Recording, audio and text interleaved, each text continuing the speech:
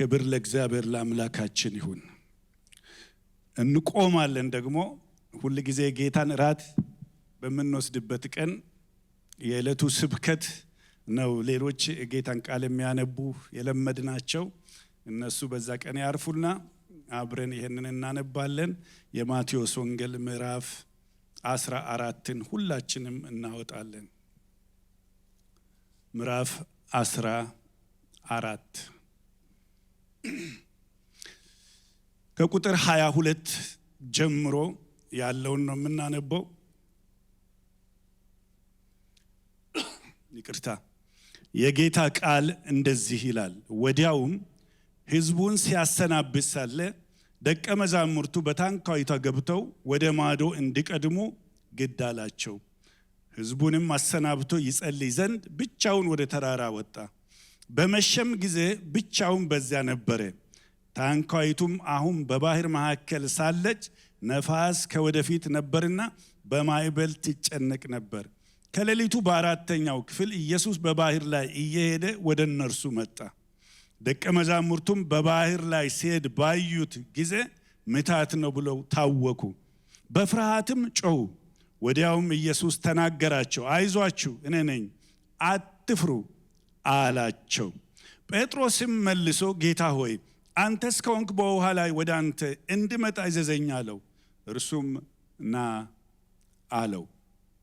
ጴጥሮስም ከታንኳይቷ ወርዶ ወደ ኢየሱስ ሊደርስ በውሃው ላይ ሄደ። ነገር ግን የነፋሱን ኃይል አይቶ ፈራ። ሊያሰጥምም በጀመረ ጊዜ ጌታ ሆይ አድነኝ ብሎ ጮኸ። ወዲያው ኢየሱስ እጁን ዘርግቶ ያዘውና አንተ እምነት የጎደለ ስለምን ተጠራጠርክ አለው። ወደ ታንኳይቱም በወጡ ጊዜ ነፋሱ ተወ። በታንኳይቱም የነበሩ በእውነት የእግዚአብሔር ልጅ ነህ ብለው ሰገዱለት ይላል። ክብር ሁሉ ለእግዚአብሔር ለአምላካችን ይሁን። ሃሌሉያ። ቅዱስና ዘላለማዊ የሆንክ የሰራዊት ጌታ እግዚአብሔር ሆይ ይሄ የመንግስት ቃል ነው። የተጻፈው ደግሞ ለኛ ለትምህርታችን ነውና በዚህ ሰዓት ለልባችን እንድትናገረን በኢየሱስ ስም እንጸልያለን። በተጻፈበት መንፈስ ጌታ እግዚአብሔር ሆይ ወደኛ እንዲመጣ አምላካችን እግዚአብሔር ሆይ ቃሉንም ላከ ፈወሳቸው ይላልና እግዚአብሔር ሆይ በዚህ ሰዓት ፈውስ እንዲሆን እንጸልያለን። ከየትኛውም አይነት ደዌ ከየትኛውም አይነት ድካም እግዚአብሔር አባትና አምላክ ሆይ የሚፈታ ሕያው ቃል ወደኛ እንዲመጣ በኢየሱስ ስም እንጸልያለን። አቤቱ ጌታ ሆይ አንተ ተናገረን። እግዚአብሔር ሆይ ልባችንን ሁሉ አንተ አግኝ በኢየሱስ ክርስቶስ ስም። ስለ ራስህ እጸልያለሁ። በእውነት አንተ አልፈ እንድትሰራ እግዚአብሔር ሆይ ሕዝብህን ጌታ እግዚአብሔር አባትና አምላክ ሆይ አንተ እንድትጎበኝ እኔ እጸልያለሁ። ክብር ሁሉ ላንተ ይሁን በኢየሱስ ክርስቶስ ጌታችን ስም። ተባረኩ።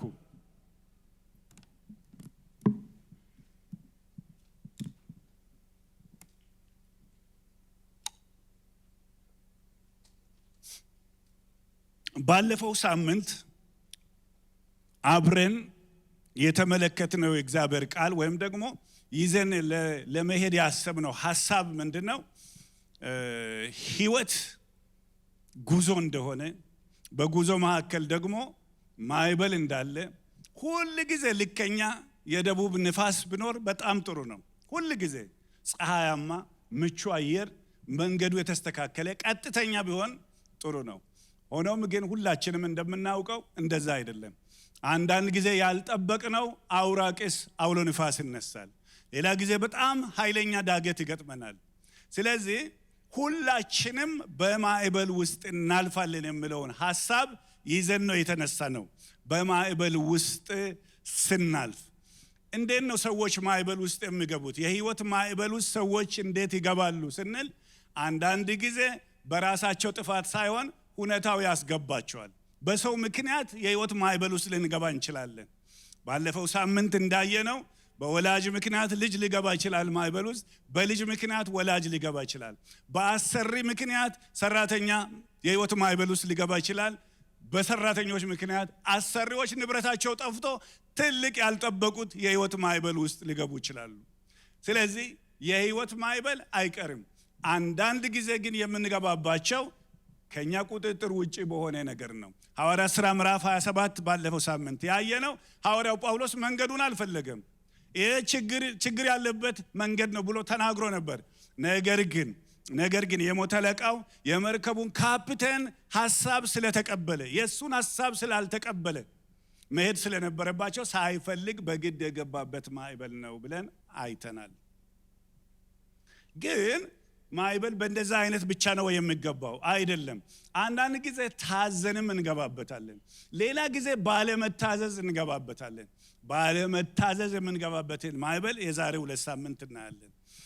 በሚቀጥለው ሳምንት በሚገርም ሁኔታ እግዚአብሔር በእውነት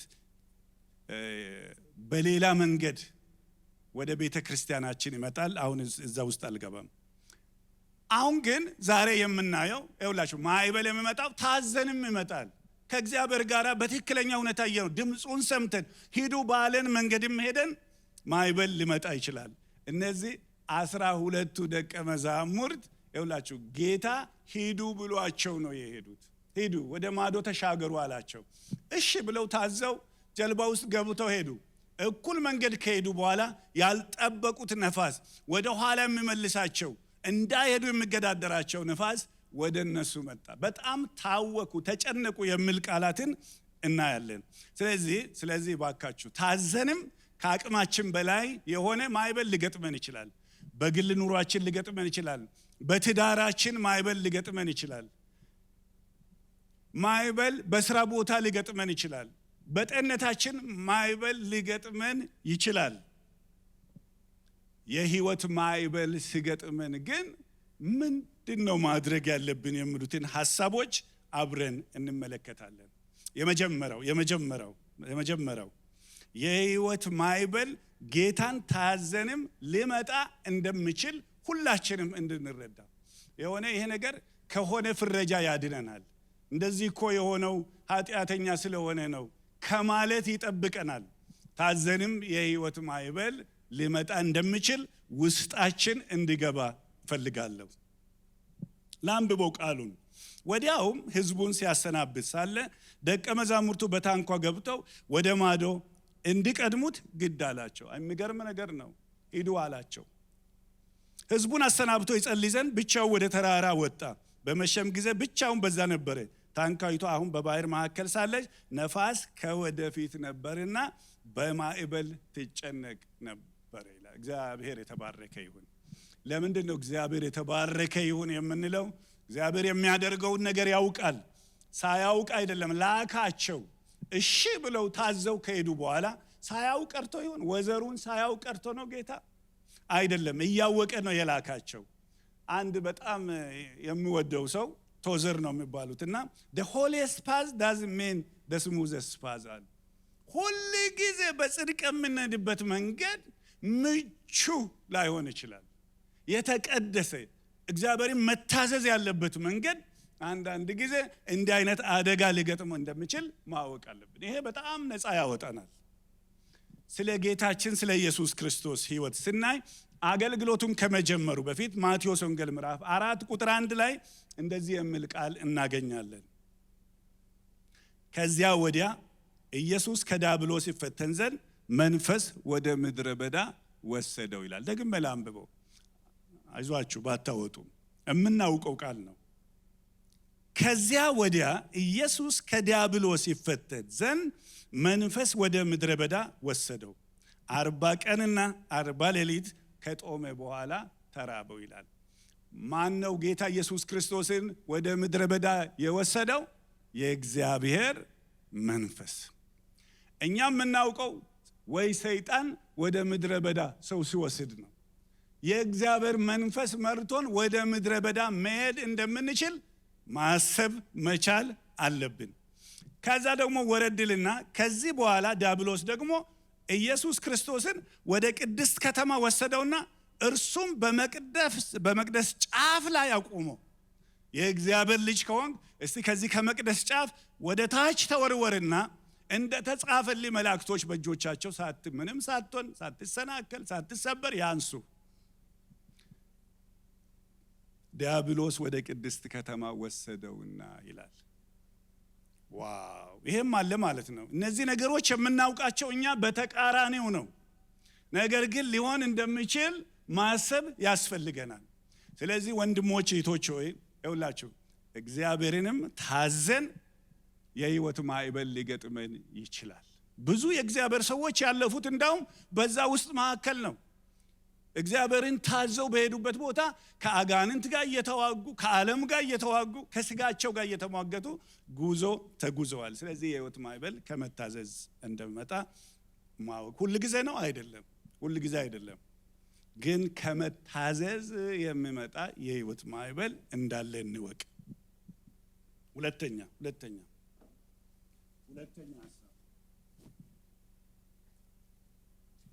ጌታን ታዘን የሚመጣ ማዕበል ለእድገታችን ነው። ክብር ለጌታ ይሁን። ምንድነው ያልነው? እሱን ታዘን የሚመጣ የህይወት ማዕበል እድገት አለበት፣ በረከት አለበት፣ እግዚአብሔር ዓላማ ያደረገው ነገር አለበት እንጂ ዝም ብሎ አይደለም። እግዚአብሔር የሚያመጣው ፈተና ሁሉ ጊዜ ከክፍል ወደ ክፍል ያሸጋግረናል። ሰይጣን የሚያመጣው ደግሞ ትምህርት ቤት ይዘጋል። ስለዚህ ለደቀ መዛሙርቶቹ ለእድገታቸው ለመንፈሳዊ ህይወት ግንባታቸው ነው እግዚአብሔር የሆነ ቦታ ልኮን እሺ ብለን ውጋ ቢኖር አንዳንድ ነገር ቢኖር ማዕበል ቢኖር እግዚአብሔር በዛ ውስጥ የሚያስተምረን ነገር እንዳለ ማሰብና ማወቅ ያስፈልገናል። ምንድነው እዚህ ውስጥ ያለው እድገት? ይሄ ታሪክ ከመፈጸሙ በፊት ይኸውላችሁ መጽሐፍ ቅዱስ ስናነብ ከክፍሉ አሁን እኛ የምናነበው ቴክስቱን ነው። ይኸው ቴክስትና ኮንቴክስት ወይም ደግሞ የዕለቱ ክፍልና የምናነበው ክፍል አካባቢ ከላይም ከታችም ያሉትን ታሪኮች ስናይ ሙሉ አውድ እናገኛለን። ስለዚህ ከዚህ ታሪክ በፊት ምንድነው ያለው ካላችሁ 5000 ሰዎችን ጌታ ኢየሱስ ክርስቶስ መገባቸው።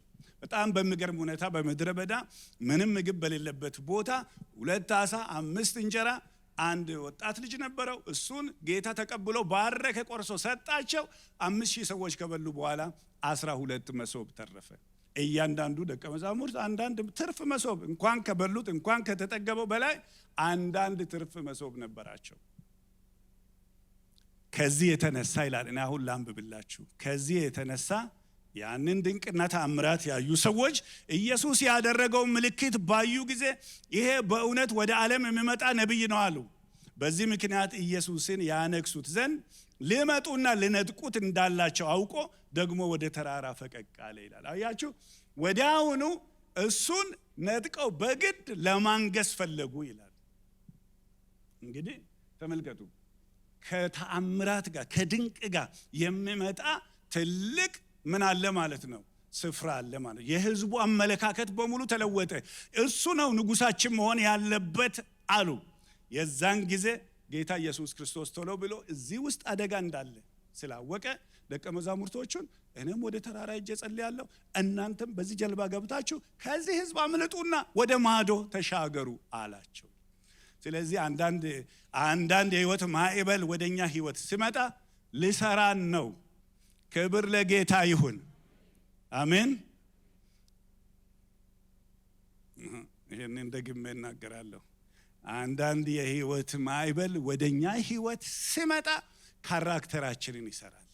አያችሁ፣ እንዳንታበይ ያደርገናል። እኛ ያላየን ነገር እግዚአብሔር ሲጠብቀን ማለት ነው። ከአንዳንድ ነገር ሲጠብቀን ወደማንፈልገው ቦታ ይወስደናል። ሌላ ሰው ወረን ውርስቢ የሚባሉ ሰው እንደዚህ አሉ። if we choose comfort over character ይውላችሁ ምቾቶቻችንን ከባህሪያችን በላይ ወይም ደግሞ ከእሴቶቻችን በላይ ምቾቶቻችንን ከፈለግን የሚመጣው የህይወት ማዕበል ይሰብረናል።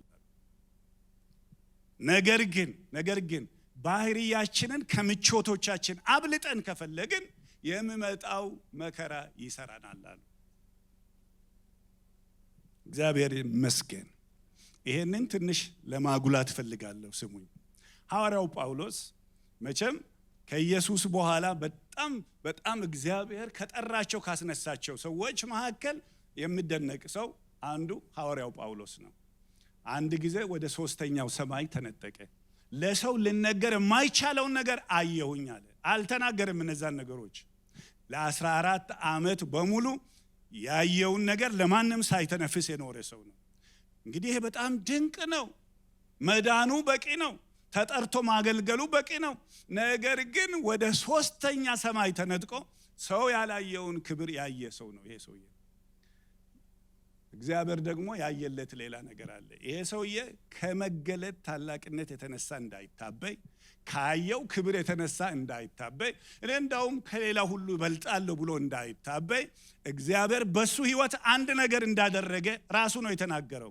ስለዚህም በመገለጥ ታላቅነት እንዳልታበይ የሥጋ መውጊያ እርሱም የሚጎስመኝ የሰይጣን መልእክተኛ ተሰጠኝ፣ ይኸውም ደግሞ እንዳልታበይ ነው አለ። ዋው! ያየሁትን ነገር አይቼ እንዳልታበይ በዚህ በኩል ደግሞ የሚጎስመኝን አንድ ችግር ተሰጠኝ፣ የሰይጣን መልእክተኛ የሥጋ መጎሸሚያ ተሰጠኝ ይላል። አያችሁ፣ ማዕበል ነው ለሱ። ማዕበል በሥጋችን ላይ ሊመጣ ይችላል ተባብለናል። ስለዚህ በሱ ሥጋ ላይ አንድ የሆነ ያልፈለገው ነገር እና ጳውሎስ ሲጸልይ እንደዚህ ያለ ይመስለኛል። ያልደረስኳቸው ሰዎች አሉ፣ መድረስ አለብኝ። ያልሄድኩበት ስፍራ አለ፣ መሄድ አለብኝ። ያልጻፍኳቸው ጽሑፎች አሉ፣ መጻፍ አለብኝ። ነገር ግን ይሄ የተሰጠኝ የሥጋ መጎሸሚያ ከብዶኛልና ጌታ ሆይ ይሄ ነገር ከኔ እንዲለይ ብሎ ከአንድም 3 ጊዜ ጸለይኩኛል። ጌታ ግን ምን አለው? ጸጋዬ ይበቃሃል፣ ኃይሌ በድካሜ ይፈጸማል። ስለዚህ አለ ጳውሎስ፣ ዋው! ከነ ማዕበሉ ከነ ችግሩ ካለው ነገር የተነሳ ለዚህ ከሆነ አንተ ያሰብከው ከዚህ በኋላ በድካሜ ልመካ እወዳለሁ፣ የእግዚአብሔር ኃይል ከፊት ይልቅ ያርፍብኝ ዘንድ አለ። ኧረ ክብር ለእግዚአብሔር ይሁን። ወገኖቼ ሆይ በጣም እንድናስተውል ያስፈልጋል።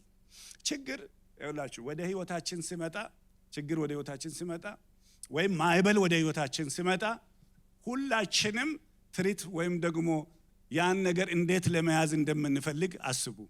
አንድ ከችግሩ ማምለጥ ነው የምንፈልገው።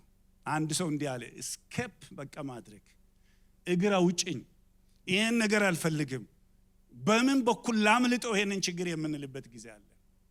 ሌላ ጊዜ ደግሞ የምንችልበት ጊዜ አለ። በቃ ታግሰን፣ በቃ አልፈልገውም ግን እታገሰዋለሁ፣ ምን ላድርግ፣ የተሰጠኝ ነገር ነው።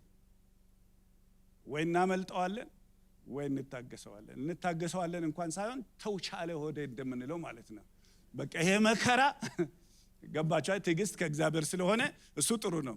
ግን በቃ እየጠላን ነገር ግን ሌላ ማምለጫ ስለሌለን ደባል ሆነን የምንኖርበት ጊዜ አለ። እግዚአብሔር ግን ይውላችሁ ወደ ህይወታችን ማዕበል ሲያመጣ እንድናመልጠው አይደለም፣ ደግሞም ችየው እንድንለውም አይደለም። ነገር ግን ያንን ችግር ለእግዚአብሔር ክብር እንድንጠቀምበት ይፈልጋል። ክብር ለጌታ ይሁን። ለመንፈሳዊ እድገት፣ ለአገልግሎት፣ ለበረከት። ለምን አሁን ችግር ነው ካልነው ነገር ውስጥ እግዚአብሔር ጣፋጭ መልካም ነገር ማውጣት እንደሚችል ማመን አለብን። እግዚአብሔር ይመስገን። ሐዋርያው ጳውሎስ ይውላችሁ የሚያስተምረን ነገር ነው አለው እና ይሁን አለው። አዎ አለው እግዚአብሔር። እንግዳውስ አለ፣ እንግዳውስ ጌታ ሆይ አንተን ካሰብክ ከፊት ይልቅ እኔ በድካሜ እመካለሁ። ይሄ ነገር እያለ በህይወቴ ውስጥ ያንተ ጸጋ እንደሚያልፍ በመተማመን በምስጋና እቀጥላለሁ አለ። እግዚአብሔር ይመስገን። ማናችንም ማዕበል አንፈልግም። ማናችንም መከራ አንፈልግም። ማናችንም በአንዳንድ ጠባብ ነገር ማለፍ አንፈልግም። ከመጣ ግን ወገኖቼ ሆይ ይኸውላችሁ ከመጣ እግዚአብሔር ከዚህ ውስጥ እኔ በጥፋቴ በሰው ነገር እየገባው በኃጢአት የመጣ ነገር አይሁን። ነገር ግን እግዚአብሔር ሆይ በዚህ ውስጥ እንዳልፍ ከፈለክ ግን እንዴት ነው አንተን የምመስልበት መንገድ፣ ለአንተ ክብር የማደርገው በምን አይነት መንገድ ነው እንድንል እግዚአብሔር ሁላችንን ይርዳን። ስለዚህ ማዕበል ታዘን ሊመጣ ይችላል። ማዕበል ታዘን ከመጣ ለእድገታችን ነው፣ ለእድገታችን ነው። ሶስተኛ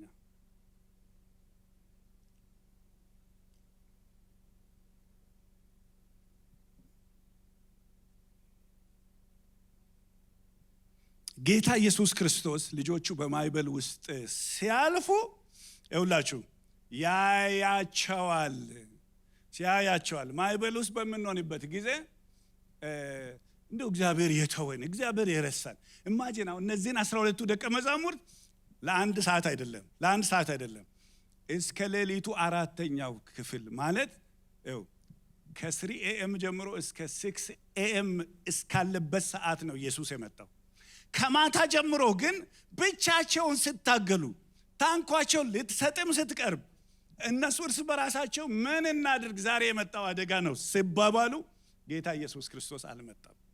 ጌታ ኢየሱስ ክርስቶስ አልመጣም ማለት ግን ጌታ ኢየሱስ አላያቸውም ማለት አይደለም። እንዲያውም ምን ይላል? ሕዝቡንም አሰናብቶ ይጸልይ ዘንድ ብቻውን ወደ ተራራ ወጣ። በመሸም ጊዜ ብቻውን በዚያ ነበረ ይላል። እኛ በህይወት ማዕበል ውስጥ ስናልፍ ጌታ ኢየሱስ ክርስቶስ የት ነው ያለው? መልሶ ከዚህ ክፍል ተነስተን ባይብል ስቴዲ ቢሆን አጥኑ ብንባል ምን እያደረገ ነው ካልን ይኸውላችሁ እሱ እነሱን ወደ ማዶ ተሻገሩ ብሎ አልተኛም። ተሻገሩ ብሎ ሌላ ነገር አይደለም እያደረገ ያለው። ተሻገሩ አለ። ከዛ በኋላ አሰናብቶ ይጸልይ ዘንድ ብቻውን ወደ ተራራ ወጣ ይላል። ክብር ለጌታ ይሁን። እንደው አንዳንድ ከባድ ነገር ሲገጥመን ምን ያስፈልገናል ካላችሁ የሚጸልዩልን ሰዎች መኖራቸውን ማወቅ አለብን። እኔ አንዳንዴ የሆነ ነገር ሲሰማኝ እግዚአብሔር ሆይ በዚህ ሰዓት የሚጸልዩ ሰዎችን አስነሳልኝ እላለሁ። ደግሞ እግዚአብሔር ብሬክ ስሩ ሲሰጠኝ ዋው ጸሎታቸው ተሰምቷል እላለሁ። እግዚአብሔር የተባረከ ይሁን። እኔ እንኳን የሚጸልይልኝ ሰው የለም የምትሉ ካላችሁ አላችሁ፣ ግን ምክንያቱም እየነገሯችሁ አይጸልዩም አለ። ግን የለም ብትሉ የናዝሬቱ ኢየሱስ ስለናንተ ይጸልያል። ክብር ለጌታ ይሁን። ኤውላም በእግዚአብሔር ቃል ምን አለ? የሞተው ይልቁንም ከሙታን የተነሳው በእግዚአብሔር ቀኝ ያለው ደግሞም ስለኛ የሚማልደው ክርስቶስ ኢየሱስ ነው ይላል። እግዚአብሔር የተባረከ ይሁን። በመስቀል ላይ ጌታ ኢየሱስ ክርስቶስ የድነት ስራውን ከፈጸመ በኋላ በአብ ቀኝ አሁን ተቀምጦ ምንድነው የሚሰራው ካሉ ስለ ቅዱሳን ስለ ልጆቹ ይማልዳል። እዚህ ጋር ሁላችንም አንድ ላይ አሜን እንላለን። ክብር ለጌታ ይሁን። ብዙ ጊዜ ስናገር ሰምታችሁኛልና ጌታ ኢየሱስ ክርስቶስ ይውላችሁ ቃል ስጋ ሆኖ አምላክ ሰው ሆኖ ወደዚህ ምድር ሲመጣ የተወለደበት አካል እንደ ሁላችንም ንጹህ አካል ነው። ብዙዎቻችን አሁን ጠባሳ አለን። ወድቀን ሊሆን ይችላል፣ የሆነ ነገር ነክቶን ሊሆን ይችላል። ጠባሳ አለን። እኔ ጠባሳ ጀላ አለ፣ ፊቴ ላይ አለ። ግን ስወለድ ጠባሳ አልነበረኝም። ጌታ ኢየሱስ ክርስቶስ ንጹህ ገላ ይዞ ነው ወደ ምድር የመጣው። ታውቃላችሁ እስራኤል ሀገር ስንሄድ የእስራኤል ሱቭኔር እናመጣ። ኢትዮጵያ ስንሄድ ደግሞ ጀበናና መሶብ ሊሆን ይችላል። የሆነ ነገር ሀገሪቷን የሚያስታውሰን የሆነ ነገር ይዘን እንመጣለን። ኢየሱስ ክርስቶስ ከዚህ ምድር ወደ አባቱ ሲሄድ ይዞ የሄደው ሱቭኔር ምን መሰላችሁ? ምንድነው ይዞ የሄደው ካላችሁ የተወጋ ጎኑንና የቆሰለ እጁን ነው። እግዚአብሔር የተባረከ ይሁን። ሃሌሉያ። አው ክብርን ለእግዚአብሔር አምጡ።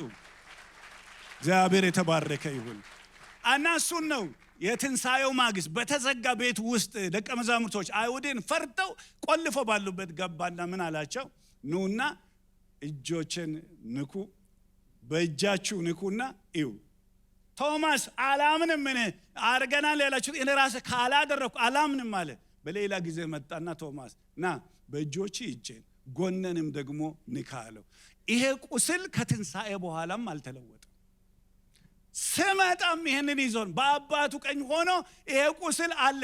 ምን አስፈለገ ጌታ ሆይ? ስንት ነገር አድርገ ለምንድነው ቁስል ያለበት ገላ ይዘህ ሄድኩ ብትሉት ይውላችሁ በእጆቼ መዳፍ ቀርጬሻለሁ፣ ቅጥሮችሽ ዘወትር በፊቴ ናቸው፣ አረሳሽም ይላል። ክብር ለጌታ ይሁን። አረሳህም ይላል ጌታ። እግዚአብሔር የተባረከ ይሁን። ሰው የለኝም የምትሉ ሰው አላችሁ። ልንገራችሁ ሰው አላችሁ። አረ ክብር ለጌታ ይሁን። ሰው አለንኛ፣ ወዳጅ አለንኛ፣ ስለኛ ግድ የሚለው እና እኛ ታንኳችን ስትመታ በተለያየ ነገር ውስጥ ስናልፍ ስለኛ የሚማልድ ጌታ አለን። ጴጥሮስን አንድ ጊዜ መጣና ጠላት እንደ ስንዴ ሊያበጥር ለመነኝ አለ እና አለው እና ምን አልከው ታዲያ ያለ አይመስላችሁም? ሪሊ አው ሰይጣን ለመነኝ። ተው እባክህ እሱን ተውና አንድ ልፈትነው አለ። እንደ ስንዴ ሊያበጥር ይጠየቀኛል። እኔ ግን እምነት እንዳይፈተን ስለአንተ ጸለይኩኝ ይላል። ሃሌሉያ። ከወንድም የበለጠ የሚቀራረብ ወዳጅ አለን። ሁላችንም ክብር ለእግዚአብሔር አምጡ። እግዚአብሔር የተባረከ ይሁን። ሃሌሉያ ወገኖች፣ እግዚአብሔር ትልቅ አምላክ ነው። እሱ ደግሞ ከጸለየ ጸሎቱ እንደምሰማ ሁላችንም ታውቃላችሁ። ወደ አልዓዛር መቃብር መጣ እና የት ነው ያኖራችሁት አለና ናና ያሉት አሳዩት። ካሳዩት በኋላ ድንጋዩን አንሱት ብሎ ሲናገር ማርታ ምን አለ? አሁንማ እኮ 4 ቀን ሆኗል ሸቷል ብላ ተናገረች። እውነታው እንደዛ ነው። እውነታው 4 ቀን ነው ሸቷል። ምንም የዋሸችው ነገር የለም።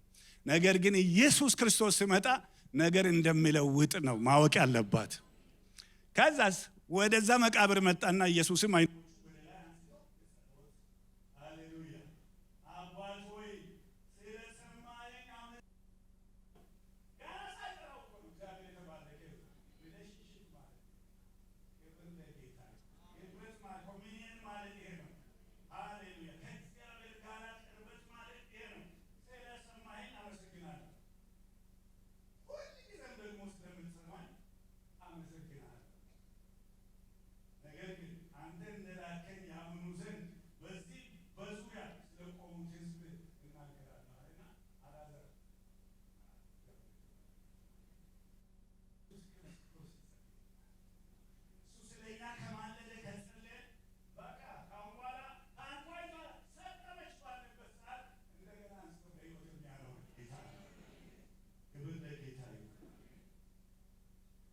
ኢየሱስ ክርስቶስ ያያል፣ ያለንበትን ያውቃል። ኢየሱስ ክርስቶስ ስለኛ ይገርማችኋል። በህይወት ማዕበል ውስጥ ካለፉት ሰዎች መካከል አንዱ ኢዮብ ነው። በጣም ብዙ ሰው ነው፣ የእግዚአብሔር ሰው ነው። ግን ማለፍ ባለበት መንገድ ማለፍ ነበረበት እና በዛ ውስጥ በሚያልፍበት ጊዜ ጥያቄ ነበረው። የት ነው ያለው? እግዚአብሔርን ፈለግኩት ይላል። ወደፊት ሄዳለሁ፣ እርሱ የለም። ወደ ኋላ ሄዳለሁ፣ እኔም አላስተውለውም። ወደምሰራበት ወደ ግራ ወይም ወደ ቀኝ አየሁኝ፣ እሱን አላየውም ካለ በኋላ የሚገርመው ነገር እሱ ግን እኔ የሚሄድበትን ያውቃል አለ። ክብር ለጌታ ይሁን። አንዳንዴ ታንኳችን ሲመታ ባለፈ ሳምንት እንዳየነው መርከባችን ለቀን በራሷ ስትነዳ እኛ እግዚአብሔር የት እንደሆነ ባናይ እሱ ግን ያየናል። ክብር ለጌታ ይሁን።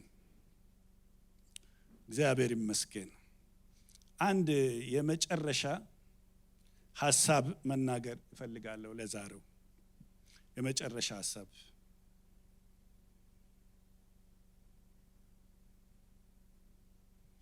ይሄ አራተኛው በጣም ወሳኝ ነገር ነው። ሌሎች ነጥቦችን ቢኖሩ እዙ ላይ አበቃለሁ። ማዕበል ኢየሱስ ወደኛ የሚመጣበት መንገድ ሊሆን እንደሚችልም ማሰብ አለብን። ግልጽ ነው ያልኩት ነገር። ችግር ነው ያለንበት ነገር ውስጥ ኢየሱስ ሊኖር ይችላል። ከባድ ነው ባልንበት ነገር ውስጥ ጌታ ኢየሱስ ክርስቶስ ሊኖር ይችላል። ይኸውላችሁ ከሌሊቱ በአራተኛው ክፍል ኢየሱስ በባህር ላይ እየሄደ ወደ እነርሱ መጣ ይላል። በጣም አስተውሉት። ምን ነበረ ችግራቸው? ባህሩ ነው። ምን ነበረ ችግራቸው? ማዕበሉ ነው። ኢየሱስስ በባህሩና በማዕበሉ ላይ እየተራመደ ወደ እነሱ መጣ። ደቀ መዛሙርቱ በባህር ላይ ሲሄድ ባዩት ጊዜ ኢየሱስ መጣልን አላሉም። በዛ ሰዓት የሚጠብቁት ኢየሱስን ሳይሆን ምትሃትን ነው። በዛ ሰዓት ችግር ብቻ ነው የምታያቸው። ስለዚህ ምትሃት ነው ብለው ታወኩ፣ በፍርሃትም ደግሞ ጮሁ ይላል። አያችሁ፣ ችግሩ ኢየሱስን ራሱ ሌላ አድርጎ ሊያቀርብልን ይችላል።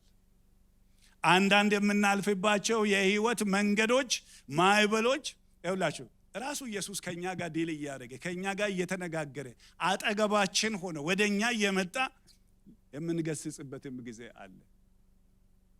እዚህ ውስጥ እግዚአብሔር ምን ያስተምረኛል እንድንል እግዚአብሔር ይርዳን ወገኖች። በዚህ ፈተና መጨረሻ ላይ ወደ ታንኳይቷ በመጡ ጊዜ ይላል። መጨረሻ ላይ ወደ ታንኳይቷ በመጡ ጊዜ ነፋሱ ተወይልና በታንኳይቷ የነበሩት በእውነት የእግዚአብሔር ልጅ ነህ ብለው ሰገዱለት ይላል። እግዚአብሔር የተባረከ ይሁን። በፊት ያላዩትን ነገር አዩ። በፊት ያላወቁትን ነገር አወቁ። በፊት የሌላቸው መገለጥ ወደ እነሱ መጣ። በፊት እንዲህ አይነት መረዳት ስለ ኢየሱስ አልነበራቸውም። በእርግጥ ይሄ የእግዚአብሔር ልጅ ነው አሉ። እግዚአብሔር የተባረከ ይሁን። በዚህ መከራ ውስጥ እግዚአብሔር ራሱን ሊገልጥልን ይፈልጋል። አንዳንድ ጊዜ የዶክተር ሪፖርት ሲመጣ የምናየው መጥፎ ነገር መሆኑን ብቻ ነው። አብሮት የሚመጣ ማለት በሽታ ምንጩ እግዚአብሔር ነው እያልኳችሁ አይደለም። ነገር ግን ማይበል፣ የበሽታ ማይበል፣ የደዌ ማይበል፣ የብቸኝነት ማይበል፣ የምንም አይነት ማይበል ውስጥ ይውላችሁ ከየትኛውም ጊዜ በላይ ኢየሱስ ቀርቦ በጨለማ ውስጥ ብርሃን እንደሚሆነን ማሰብ ያስፈልገናል። እግዚአብሔር የተባረከ ይሁን። እነ ሳምሶን እኮ ከሚባላ ነገር ውስጥ የሚበላ ከመራራ ነገር ውስጥ ጣፋጭ ነገር አገኘናል። የሚባላ ነገር ባይኖር ኖሮ የሚበላ ነገር የለም። መራራ ኤክስፒሪየንስ ባይኖር ጣፋጭ ነገር ደግሞ የለም። ንብ ባትኖር ኖሮም ማር የለም። ከምናልፍበት ነገር ውስጥ እግዚአብሔር ትልቅ ነገር ያወጣል።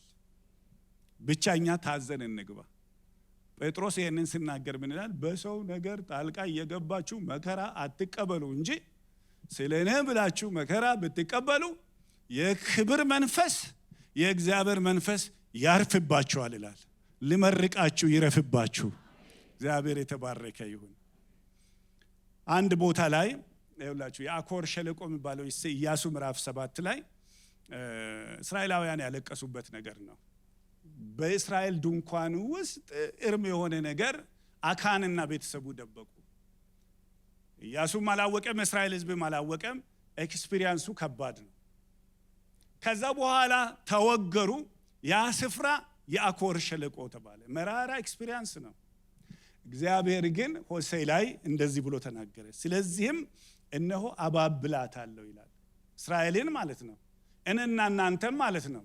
አንዳንድ ጊዜ እግዚአብሔር አባብሎ ካለንበት ውጡ፣ ወደ ማዶ ተሻገሩ ይልና አባብሎ ያወጣናል ካለንበት ቦታ። ወደ ምድረ በዳ አመጣታለሁ፣ በዛም ለልቧ እናገራታለሁ ይላል። አሁን አንዳንድ የተከበብንበት ነገር አለ። እግዚአብሔርን እንዳንሰማ ያደረጉን ብዙ ነገሮች አሉ። እግዚአብሔር ግን ቀስ ብሎ ያወጣንና ይውላችሁ ለልባችን ወገኖች እዚህ ጋር ተመቻችቶ እግዚአብሔር ከማይናገረን ወጣ ወደ ምድረ በዳ ሆነን እግዚአብሔር ይናገረን። እግዚአብሔር የተባረከ ይሁን። ከዛም የወይን ቦታዋን የተስፋ በር እንደሆነላት የአኮር ሸለቆን እሰጣታለሁ። ያለቀሰችበትን ቦታ የተስፋ በር አድርጌ ከዛ መራራ ነገር ውስጥ አፋጭ ነገር እኔ አወጣለሁ ይላል እግዚአብሔር። ምን ፍለጋ ካላችሁት ይቀጥልና ደግሞ ምን ይላል? እንደ ሕፃንነቷ ወራት ትዘምርልኝ። አሁን መዝሙር ቆሟል። አሁን ጸሎት ቆሟል። አሁን አንዳንድ መንፈሳዊ ነገር እንደሚፈለግ እያለፈ አይደለም። እግዚአብሔር ግን ይውላችሁ ሰውን ያወጣና ከዛ በኋላ በዚያን ቀን ባሌ ብለሽ ትጠርኛለሽ እንጂ ዳግመኛ በአለ ብለሽ አትጠርኝም ይላል እግዚአብሔር። እንደ ልጅነትሽ ወራት ትዘምርልኛለሽ ይላል። እግዚአብሔር የተባረከ ይሁን። አንዳንድ እንግዳ የሚመስሉ ነገሮች ወደ ህይወታችን ሲመጡ ወገኖቼ ሆይ ጌታን ለማየት እንድንችል እግዚአብሔር የውስጥ ዲሰርንመንት ይስጠን። ሃሌሉያ። ምቾት ብቻ የሚገርማችሁ ነገር ዕብራውያን ምዕራፍ 13 ላይ ምን ይላል? አንዳንዶቹ ሳያውቁ መላእክትን እንግዳ ተቀበሉ ይላል። ሳያውቁ እንደ አብርሃም ማለት ነው። ምዕራፍ 18 ላይ ዘፍጥረት እና እሱ አላወቀም ሰዎች ሲመጡ፣ ነገር ግን ባለቤቱንም አዘጋጅቶ አምጪም ያለውን ነገር በሙሉ አለ። ሳያውቅ ነው። ለካ ሰዎቹ መላእክት ኖረዋል ሳያውቁ። ይሄ በርደን ነው። ይሄ ነገር በቃ ጊዜን የሚበላ ኢኮኖሚን የሚበላ ልክ እንደ ነህምያ ፕሮጀክት ማለት ነው። ጊዜ ሊያጠፋ የመጣ ወደ ኋላ ሊያስቀረኝ የመጣ የምንለው ነገር ሊሆን ይችላል። አልያቸው ግን ነህምያ ፕሮጀክት መልአክ ሆኖ ቢመጣስ? እዚህ ጋር አሜን ይባላል። በእውነት ብሬክ ስሩ ወደ ቤታችን የሚያመጣ ለመሳ ፋንድሬዚንግ አይደለም። ሃሌሉያ። ጄኔሬሽን የምናነሳበት ቀጣውን ገና ማናቃቸውን ሰዎች ቦታ የምናዘጋጅበት ስለሆነ ይውላችሁ። አብርሃም ግን እንደዚህ ያለ ቤቱ ውስጥ ትልቅ ችግር ነበረው። አብርሃም ትልቅ ችግር፣ ልጅ ይጠብቃል ለዘመናት። አሁን ደግሞ አርጅቷል። ምዕራፍ 17 ላይ እግዚአብሔር መጣና ራሱ ስም ማን ነው ሳይባል ተናገር። እኔ ኤልሻዳይ ነኝ። አብርሃም አይኖ አርጅታል። ቅድም ጌታ ይባርካችሁ የዘመራችሁት እድሜው ከሄደ በኋላ እኔ ኤልሻዳይ ነኝ አለው። በቃ ከዛ በኋላ ተለያዩ። አብርሃም በኤልሻዳይነትም ባይሆን በሌላ ማንነቴ አውቃለሁ፣ ተስፋ ተገብቶልኛል ግን የለም ሊል ይችላል። ግን እነዛ እንግዳ የሚመስሉትን ሰዎች እግዚአብሔር ምክንያት አደረገ። እነሱን አስተናግዶ ከበሉ ከጠጡ ሁሉ ነገር ከተስተናገዱ በኋላ እነዛ ሰዎች ደግሞ ምንም ነገር አልተናገሩ። ይጨመር ስሉ እየተጨመረ በልቶ ከጨረሱ በኋላ ምስቴ ሶራ የት ናት ብሎ ጠየቁ። የት ናት? እሷ እኮ ነች የምታቀብለው ከጓሮ ሆና አለች አለ። የዛሬ ዓመት በዚህ ጊዜ ሃሌሉያ። ለካ ሰዓት ለማጥፋት የመጣ የሚመስሉ ሰዎች የእግዚአብሔር መልአክ ናቸው። መልእክት ይዞ ነው የመጡት። ጌታ የተባረከ ይሁን። እዚህ ማይበል ውስጥ ምን አለ ካላችሁ ኢየሱስ አለ። የሚገርማችሁ ወየው ጠፋን ባሉት ማይበል ውስጥ ምታት ነው ባሉት ጉዳይ ውስጥ ኢየሱስ ራሱ አለ። እግዚአብሔር የተባረከ ይሁን። ወገኖቼ ደጋግሜ እንዳልኩት ማናችንም ማዘን አንፈልግም። ማናችንም ከአቅም በላይ የሆነ ማይበል አንፈልግም። ከመጣ ግን ታዘን ከመጣን፣ ምክንያቱም ጌታ ኢየሱስ ክርስቶስ ይላችሁ በዓለም ሳላችሁ መከራ አለባችሁ፣ በእኔ ካላችሁ ግን ሰላም አላችሁ፣ አይዟችሁ እኔ ዓለምን አሸንፌያለሁ ነው ያለው እንጂ መከራ የሌለበት ችግር የሌለበት ዓለም አይደለም ቃል የተገባልን። እግዚአብሔር የተባረከ ይሁን። አሜን። ለዛሬው ሰዓቲቷ ሲሰበክ ትሮጣለች። ሁላችንም በእግዚአብሔር ፊት እንቆማለን። ጌታ የተባረከ ይሁን።